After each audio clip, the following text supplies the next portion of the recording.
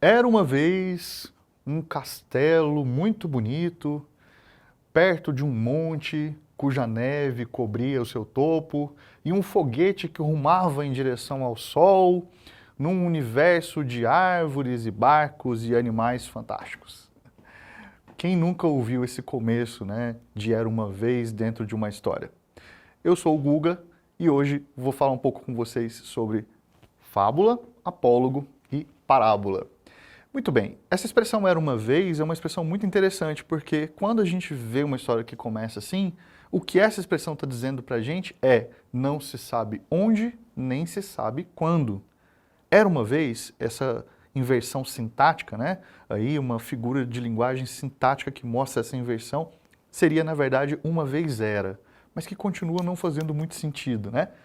Porque significa exatamente isso. Uma vez era, não se sabe onde, nem se sabe quando. Ok? Muito comum nesses gêneros sobre os quais eu vou falar hoje. Mas, obviamente, se você tiver que escrever um desses textos, você não tem que começar desse jeito. Então, isso não é uma obrigação. Gênero não possui limite, não possui fronteira. Tem características e tem situações de produção. É disso que a gente tem que se lembrar. Vamos começar falando da fábula? Muito bem, a fábula é uma história com animais personificados cujo desfecho revela uma lição, tá? Por que animais personificados? Por acaso é uma história sobre animais? A gente ouve muito isso aí. Certamente você já ouviu que fábula é uma história de animais. Não é bem uma história de animais, ok? Porque, apesar de serem animais, eles estão personificados nessa figura de linguagem chamada prosopopeia, ou personificação. E esses personagens, né, que são esses animais, eles agem como seres humanos, eles pensam como humanos, eles falam, eles têm ações tipicamente humanas. A razão de a gente utilizar esses personagens como animais é porque os animais possuem estereótipos que foram criados no imaginário das pessoas com o passar do tempo e a gente acabou internalizando essas características desses animais como se aquilo fizesse parte de suas personalidades. Isso não é de todo verdade. Algumas características são típicas daqueles animais por conta dos ambientes em que eles vivem e da relação que eles estabelecem com o meio. Mas isso não significa que eles tenham uma personalidade X ou Y. Então, se eu digo para vocês assim, vou contar uma história aqui de raposa, provavelmente você já vai criar uma expectativa de uma história sobre traição, uma história sobre brincadeira, uma história sobre covardia. Se eu for contar, por exemplo, uma história de coruja, provavelmente você vai imaginar uma história sobre inteligência, sobre sabedoria, porque essas características são naturalmente atribuídas a esses animais. São estereótipos que nós criamos para poder falar desses animais. No entanto, não significa que uma coruja seja um animal mais sábio, por exemplo, do que uma outra ave de rapina, como uma águia. Né? Não significa que não haja um animal, por exemplo, que seja mais traiçoeiro, que seja mais matreiro, brincalhão, por exemplo, do que uma raposa. São esses estereótipos que nós fomos criando para esses animais que nos ajudam a entender como é que essas histórias acontecem. Não dá para a gente precisar exatamente quando é que as fábulas surgiram.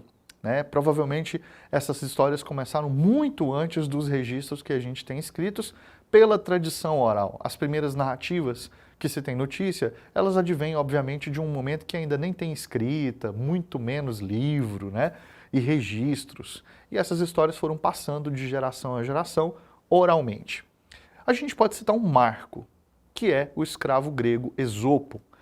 Talvez algumas das fábulas mais importantes que a gente conheça aqui no Ocidente venham desse cara que escreveu, né, ali enquanto era um escravo na Grécia, muitos anos atrás, né? A gente está falando de milhares de anos aí. E a história dele era muito simples, ele contava ali a história de uns animais passando num ambiente muito restrito, né? A fábula se passa numa cena, dificilmente uma fábula tem várias cenas, normalmente ela se passa numa única cena, num único ambiente, com poucos personagens, e ali no final, depois do clímax, típico de todas as narrativas, no desfecho a gente entende o que aquela fábula está querendo dizer para nós, ou seja, existe ali uma lição. Então todos aqueles elementos que fazem parte daquela história formam uma alegoria, tá? Que é uma outra figura de linguagem semelhante à metáfora. A gente compara, né? Então aquele animal que age de tal forma é como um ser humano que age de tal forma. Aquele cenário é como esse cenário X, né? Aquele cenário ali Vamos imaginar que o personagem é um cavalo. Ah, esse cavalo age como um ser humano que age dessa forma. O estábulo é como se fosse o local de trabalho dele. O tratador é como se fosse aquela pessoa com quem ele trabalha. Então, alegoria é isso, quando a gente consegue pegar vários elementos e compará-los a todos que estão presentes ali naquele texto. Né? No caso da fábula, é assim que se opera, ok? Não existe fábula sem lição. Pode até ter fábula sem animal personificado, mas nunca vai haver uma fábula sem lição, tudo bem? Depois a gente tem a parábola. A parábola tem em comum com a fábula o quê? O fato de a história se passar num único cenário também. Dificilmente a gente vai ter mais cenários, tá? E o fato de que também existe uma lição, uma moral, ok? Ao final, quando a história acaba, a gente fica pensando sobre aquilo que aconteceu e consegue deduzir o que é que está sendo ensinado ali, o que é que está querendo ser dito, ok? No que a parábola se diferencia da fábula? É que ao invés de animais, nós temos aqui personagens tipo. Esses personagens tipo são personagens que são caracterizados pelo que eles desempenham em suas vidas. Então, por exemplo, a história de um cara que trabalha com madeira. É a história, por exemplo, de uma mulher que pinta quadros, ela é uma pintora. É a história de uma criança que é muito atentada. Então esses personagens não costumam nem ter nome, tá? Eles são identificados ali pelo que eles... Ah, é uma criança muito brincalhona. Ah, uma pintora que passava parte do seu dia dedicando-se ao seu ofício. Ah, um carpinteiro que trabalhava demais com madeira. Então sempre vai ser alguma coisa desse tipo assim. A gente não vai ter personagens com nome nas parábolas. Novamente, isso não é uma regra, tá? Mas é muito comum que seja dessa forma aí, ok?